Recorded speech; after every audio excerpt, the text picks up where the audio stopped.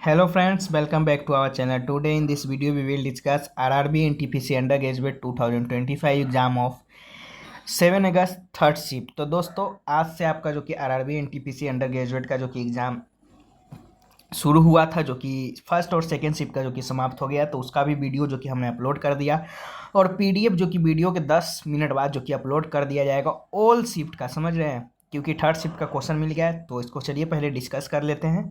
तो first question है कि in which group is it actually place in the modern periodic table, यानी hydrogen को आधुनिक आवर्त सारणी में किस समूह में जो कि रखा गया था। तो hydrogen can be place both in group 1 यानी अल्काली मेटल्स एंड ग्रुप 17 यानी halogen in the modern periodic table, but it is usually place in group 1। Hydrogen को आधुनिक आवर्त सारणी में जो कि समूह 1 जो कि क्षार धातुओं और समूह 17 जो कि हेलोजन दोनों के ऊपर जो कि रखा जा सकता है, लेकिन इसे आमतौर पर समूह 1 में जो कि रखा जाता है। Hydrogen atom has 1 electron which is present in the K shell. Hydrogen can lose 1 electron to form H+ ion like elements of group 1, and it is also possible for hydrogen to accept 1 electron to form H- ions. Thus, it is also similar to the halogen elements of group 17. Therefore, hydrogen can be placed in both group 1 and 17 in the periodic table. तो hydrogen परमाणु में एक electron जो कि होता है, जो कि के कोश में जो कि उपस्थित रहता है। हाइड्रोजन समूह एक के तत्वों के समान एक इलेक्ट्रॉन खोकर H+ आयन जो कि बना सकता है, तथा हाइड्रोजन के लिए एक इलेक्ट्रॉन ग्रहण कर H- आयन बनाना भी संभव है। इस प्रकार वह हेलोजन समूह 17 के तत्वों से भी समानता रखता है, इसलिए आवर्त सारणी में हाइड्रोजन को जो कि समूह 1 और 17 दोनों में रखा जा सकता है।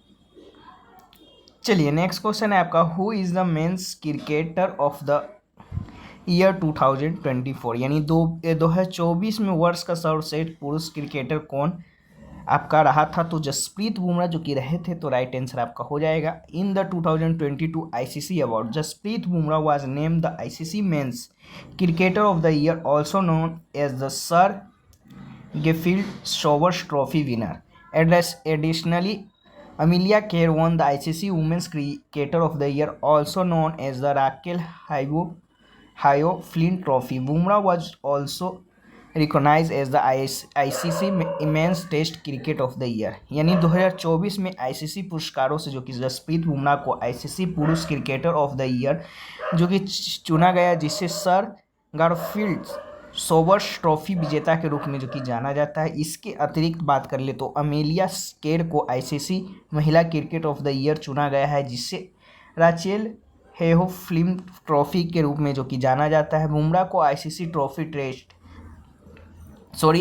पुरुष test cricketer of the year भी चुना गया है। वहीं बात कर ले हेयर सम डिटेल्स ब्रेकडाउन, यानी यहाँ अधिक विस्तृत जो कि है, तो बात कर लेते हैं ICC men's cricketer of the year जो कि क्वेश्चन आपका पूछा गया था, तो जसप्रीत बुमराह को जो कि दिया गया है जो कि इंडिया से है।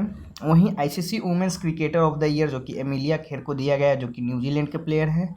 वहीं ICC men's test cricketer of the year फिर से जसप्रीत बुमराह का जो कि इंडिया से है।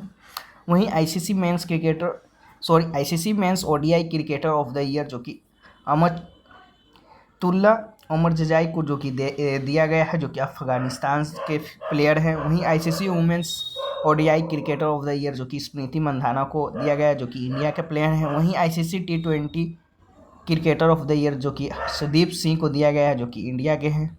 वहीं ICC emerging mains cricketer of the year जो कि गेरन कोटजे को जो कि दिया गया है, जो कि साउथ अफ्रीका के प्लेयर हैं। वहीं ICC emerging women's cricketer of the year n-ary direction को दिया गया है, जो कि साउथ अफ्रीका के प्लेयर हैं। वहीं ICC umpire of the year जो कि रिचर्ड इलिंगवर्थ को जो कि दिया गया है। चलिए नेक्स्ट क्वेश्चन की ओर बढ़ते हैं। नेक्स्ट आपका, right the general property of acid, यानी अम्लों के समान गुण लिखिए।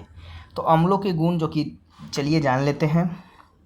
तो अम्लों का गुण जो कि होता है, इनका स्वाद जो कि खट्टा होता है, देयर टेस्ट इज सॉर। यह नीले लिटमस को लाल कर देता है, this turns blue litmus red. ये धातुओं के साथ क्रिया करके हाइड्रोजन गैस बनाते हैं, they reacts with metals to form hydrogen gas. ये कार्बोनेट के साथ क्रिया करके कार्बन डाइऑक्साइड गैस उत्पन्न करते हैं। They reacts with carbonate to produce carbon dioxide gas. ये क्षारकों के साथ क्रिया करके लवण एवं पानी बनाते हैं। They react with base to form salt and water. तो ये रहा जो कि आपका प्रॉपर्टी है एसिड का। तो पूछा गया होगा तो देख लीजिएगा इसमें से क्या ऑप्शन में आपका दिया गया है। चलिए नेक्स्ट क्वेश्चन की ओर बढ़ते हैं। नेक्स्ट आपका मंत्रिमंडल को जो कि आरोही क्रम में शायद सजाना था। The cabinet is descending order में जो कि अरेंज करना था। तो बात कर ले descending order of cabinet means arranging the cabinet from the highest position to lowest. In India cabinet the prime minister is the top followed by cabinet minister, then minister of state independent charge जिनके पास होता है, and then minister of state. मंत्रिमंडल को आरोही क्रम में लगाने का मतलब है कि सबसे बड़े पद से छोटे पद को जो कि और क्रम में लगाना। भारतीय मंत्रिमंडल में सबसे ऊपर प्रधानमंत्री होते हैं, उसके बाद कैबिनेट मंत्री, फिर राज्य और फिर राज्य मंत्री होते हैं। तो चलिए डिसेंडिंग ऑर्डर में बात कर लेते हैं। तो प्रधानमंत्री प्राइम मिनिस्टर टॉप पे आपका होता है जो कि head of cabinet and head of government, मंत्रिमंडल का प्रमुख और सरकार का प्रमुख जो कि होता है। वहीं उसके बाद आपका कैबिनेट मंत्री आता है, cabinet minister. There are head of the most important ministries like home, defence, finance, foreign affairs ETC। यानी सबसे महत्वपूर्ण मंत्रालय जैसे गृह, रक्षा, वित्त, विदेशी मामले आदि के प्रमुख होते हैं। उसके बाद आपका राज्य मंत्री यानी जो कि स्तंभ प्रभार होता है, मिनिस्टर ऑफ स्टेट यानी इंडिपेंडेंट चार्ज जिनके पास होता है। Work under a cabinet minister but have independent charge of some ministry और डिपार्टमेंट। कैबिनेट मंत्री के अधीन काम करते हैं लेकिन कुछ मंत्रालयों या विभागों का स्वतंत्र प्रभार संभालते हैं। चौथा पे जो कि राज्य मंत्री यानी मिनिस्टर ऑफ स्टेट जो कि आपका आता है। She is the cabinet minister of ministry of state यानी कैबिनेट मंत्री या राज्य मंत्री जो कि आपका स्वतंत्र प्रभार की सहायता करते हैं। तो ये रहा जो कि आपका आरोही क्रम में रहा डिसेंडिंग ऑर्डर में। तो देख लीजिएगा ऑप्शन में मतलब इसके अकॉर्डिंग आपको सजाना शायद था। चलिए नेक्स्ट क्वेश्चन क्यों बढ़ते हैं। नेक्स्ट है आपका when was the right to information act enacted in India. यानी भारत में सूचना का अधिकार अधिनियम कब अधिनियमित किया गया। तो 15 जून 2005 में जो कि किया गया था।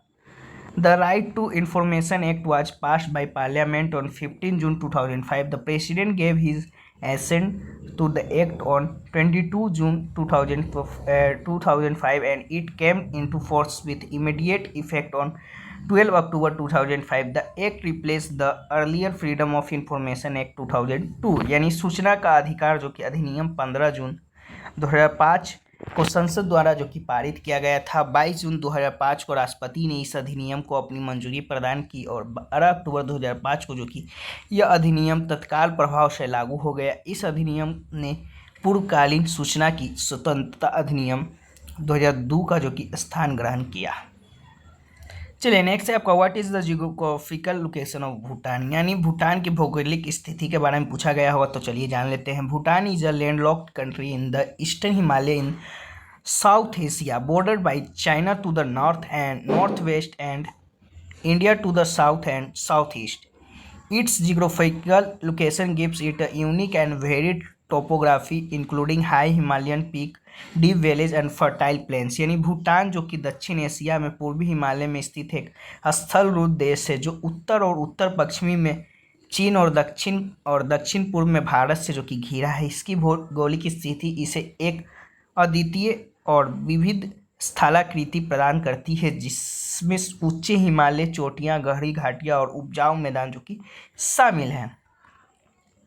चलिए नेक्स्ट क्वेश्चन की ओर बढ़ते हैं। नेक्स्ट है आपका which state of India recently become the first fully literate state. यानी हाल ही में भारत का कौन सा राज्य जो कि पहला पूर्ण साक्षर राज्य जो कि बना। तो ऑप्शन में आपका केरला, त्रिपुरा, मिजोरम, सिक्किम दिया होगा तो आपका राइट आंसर मिजोरम जो कि हो जाएगा। Becomes the first fully literate of state of India. यानी मिजोरम भारत का पूर्ण साक्षर राज्य जो कि बन गया है। The literacy rate of Mizoram has reached 98.2%। Mizoram की साक्षरता दर 98.2% तक जो कि पहुंच गई है।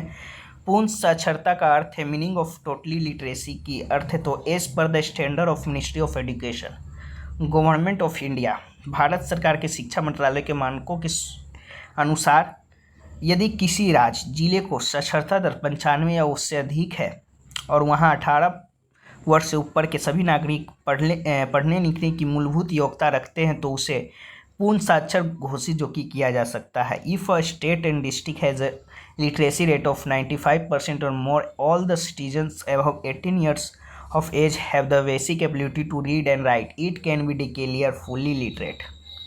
Literacy rate of Mizoram as per 2011 census जो कि आपका 91.33% जो कि आपका था। 2011 की जनगणना के अनुसार मिजोरम का साक्षरता दर की बात करें तो 91.33% जो कि था, तो अब आपका होकर 98.2 जो कि पहुंच गया है। चलिए नेक्स्ट क्वेश्चन की ओर बढ़ते हैं। नेक्स्ट है आपका what is use of shift plus delete. एक कंप्यूटर से क्वेश्चन जो कि पूछा गया था, शिफ्ट प्लस डिलीट का उपयोग क्या उपयोग है। तो बात कर लेते हैं, shift plus delete key is use to permanently delete files and folders that do not go to recycle बिन।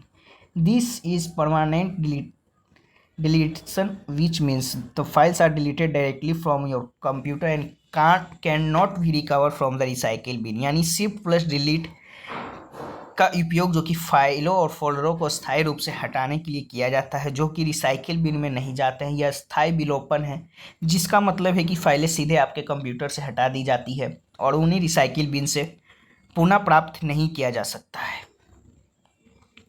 चलिए एक क्वेश्चन और कंप्यूटर से पूछा गया था कि what is the keyboard shortcut to open task manager in window. यानी Windows में टास्क मैनेजर खोलने के लिए कीबोर्ड शॉर्टकट कौन सा होता है। तो बात कर ले control plus shift plus ESC जो कि आपका शॉर्टकट की होता है। टास्क मैनेजर की बात कर ले, task manager show you the program process and the services that are currently running on your computer. You can use task manager to monitor your computer performance और to close a program that is not responding. यानी task manager की बात कर ले, task manager आपको उन प्रोग्रामों processes और सर्विसेज को दिखाता है जो वर्तमान में आपके कंप्यूटर पर चल रहे हैं। आप अपने कंप्यूटर के प्रदर्शन की निगरानी के लिए या किसी प्रोग्राम को बंद करने के लिए जो रिस्पॉन्ड नहीं कर रहा है, टास्क मैनेजर का उपयोग कर सकते हैं। चलिए नेक्स्ट क्वेश्चन की ओर बढ़ते हैं। नेक्स्ट है आपका which was the first linguistic state created. यानी प्रथम भाषाई राज्य किसे बनाया गया था। तो आपका आंध्र प्रदेश को जो कि बनाया गया था, तो राइट आंसर हो जाएगा।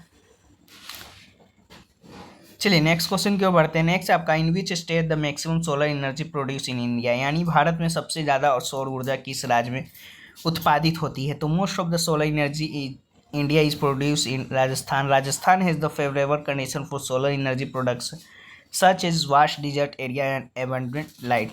भारत में सबसे ज़्यादा और सौर ऊर्जा राजस्थान में जो कि उत्पादित होता है। राजस्थान में सौर ऊर्जा उत्पादन के लिए अनुकूल परिस्थितियाँ हैं, जैसे कि विशाल रेगिस्तानी क्षेत्र और प्रचुर मात्रा में धूप।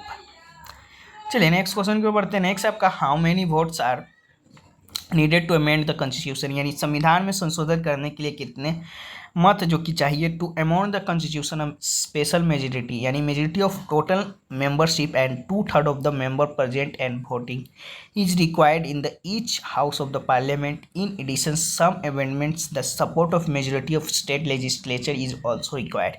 यानी संविधान में संशोधन करने के लिए जो कि संसद के प्रत्येक सदन में जो कि विशेष बहुमत, कुल सदस्यता का बहुमत और उपस्थित और मतदान करने वाले सदस्यों के 2/3 जो कि आवश्यकता होती है। इसके अतिरिक्त कुछ संशोधनों के लिए राज्य विधानसभाओं के बहुमत का समर्थन जो कि आवश्यक है। The procedure of amending the constitution is defined in article 368। यानी संविधान में संशोधन की प्रक्रिया को अनुच्छेद 367 में जो कि परिभाषित किया गया है। There are 3 main method of amending the constitution. संविधान में संशोधन के लिए 3 मुख्य तरीके हैं, तो कौन कौन सा है चलिए जान लेते हैं। साधारण बहुमत यानी सिंपल मेजोरिटी की बात करें, some provision can be amendment by the simple majority of parliament. यानी कुछ प्रावधानों में जो कि संसद के साधारण बहुमत से संशोधित किया जा सकता है। सेकेंड है आपका विशेष बहुमत यानी special majority for most amendments a special majority is required in each house of parliament which means a majority of total membership of house and 2/3 of the member present and voting. यानी अधिकांश संशोधनों के लिए संसद के प्रत्येक सदन में विशेष बहुमत की आवश्यकता होती है, जिसका अर्थ है कि सदन की कुल सदस्यता का बहुमत और उपस्थित और मतदान करने वाले सदस्यों के 2/3। तीसरा है आपका विशेष बहुमत, यानी आधे से अधिक राज्यों का समर्थन, special majority and support of more than half of the state. Some amendments such as those relating a federal provision requires a special majority of parliament as well as the support of more than half of the state legislature। यानी कुछ संशोधनों के लिए, जैसे कि संघीय प्रावधानों से संबंधित, संसद के विशेष बहुमत के साथ आधे से अधिक राज्यों की विधानसभाओं के समर्थन की जो कि आवश्यकता होती है। चलिए नेक्स्ट क्वेश्चन की ओर बढ़ते हैं। नेक्स्ट आपका Kapili project is related to which state Kapili परियोजना का संबंध किस स्टेट से है? The Kapili project is hydroelectric project located on the Kapili River in the state of Assam.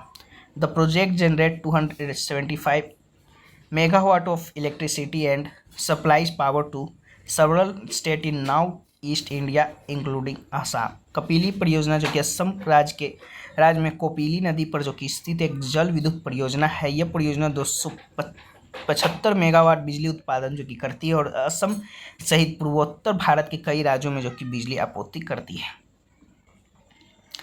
चलिए नेक्स्ट क्वेश्चन की ओर बढ़ते हैं। नेक्स्ट एक आपका प्रधानमंत्री ग्राम सड़क योजना से जो कि पूछा गया था। तो प्रधानमंत्री ग्राम सड़क योजना की बात कर ले, is a flagship centrally sponsored scheme of the government of India launch on 25 December 2000 bye the prime minister Atal Bihari Vajpayee. It is main objective is to provide all-weather road to villages without road connectivity in rural area in order to promote socio-economic development. The scheme operates under the Ministry of Rural Development and is implemented by the National Rural Infrastructure Development Agency NRIDA। प्रधानमंत्री ग्राम सड़क योजना की बात करें, भारत की एक प्रमुख केंद्र प्रायोजित योजना जो कि है, जिसे 25 दिसंबर 2000 को जो कि तत्कालीन प्रधानमंत्री अटल बिहारी वाजपेयी द्वारा जो कि शुरू किया गया था। इसका मुख्य उद्देश्य जो कि ग्रामीण क्षेत्रों में बिना सड़क संपर्क वाले गांवों को जो कि हर मौसम में उपयोगी सड़कों से जोड़ना है, ताकि सामाजिक आर्थिक विकास को बढ़ावा मिले। यह योजना ग्रामीण विकास मंत्रालय के तहत संचालित होती है और राष्ट्रीय ग्रामीण और संरचना विकास एजेंसी NRIDA द्वारा जो कि कार्यान्वित की जाती है। नेक्स्ट क्वेश्चन आया था कि इन विच स्टेट वाज प्रधानमंत्री Surya Ghar free electricity scheme launch, यानी प्रधानमंत्री सूर्य घर मुफ्त बिजली योजना किस राज्य में शुरू किया गया था? तो प्रधानमंत्री Surya Ghar free electricity scheme launch by the prime minister Narendra Modi is changing the lives of people in Dhamtari district of Chhattisgarh. Under this scheme people are getting huge subsidy from the government of for installing solar panel on the roof of their houses. प्रधानमंत्री नरेंद्र मोदी द्वारा जो कि शुरू की गई प्रधानमंत्री सूर्य घर मुफ्त बिजली योजना जो कि छत्तीसगढ़ के दमतारी जिले में जो कि लोगों की ज़िंदगी बदल रही है। इस योजना के तहत लोगों को अपने घरों की छत पर सोलर पैनल लगवाने के लिए सरकार से भारी सब्सिडी जो कि मिल रही है। चलिए नेक्स्ट क्वेश्चन को बढ़ते हैं। नेक्स्ट है आपका Narayana Guru, a social reformer from Ezhava caste and who propagate an anti-caste movement was born in which of the following state of India। यानी एझावा जाति के समाज सुधारक और जाति विरोधी आंदोलन का प्रचार करने वाले नारायण गुरु का जन्म भारत के किस राज्य में जो कि हुआ था? तो केरला में जो कि हुआ था। तो केरला जो कि आपका राइट आंसर हो जाएगा। चलिए नेक्स्ट क्वेश्चन की ओर बढ़ते हैं। नेक्स्ट आपका उत्तर पश्चिमी रेलवे का मुख्यालय को जोन का मुख्यालय स्थित कहाँ है? तो the headquarter of north western railway zone is located है जयपुर में जो कि लोकेटेड है। तो जयपुर जो कि राइट आंसर हो जाएगा। चलिए नेक्स्ट क्वेश्चन एक आपका आया था कि वेयर इज सोनार यूज, यानी सोनार का उपयोग कहाँ किया जाता है? तो sonar use to detect object submerge in the sea and to measure the depth of the sea. Sonar का उपयोग जो कि समुद्र में डूबी वस्तुओं का पता लगाने तथा समुद्र की गहराई मापने में किया जाता है। Sonar is mainly used to detecting underwater objects, measuring their distance, underwater communication. It is used in various fields such as marine navigation, fishing, military purpose and scientific research। चलिए नेक्स्ट क्वेश्चन की ओर बढ़ते हैं। Next आपका in which year was Vodafone company establish, यानी Vodafone company की स्थापना किस साल हुई थी? तो 1981 में जो कि हुआ था। तो राइट आंसर आपका हो जाएगा।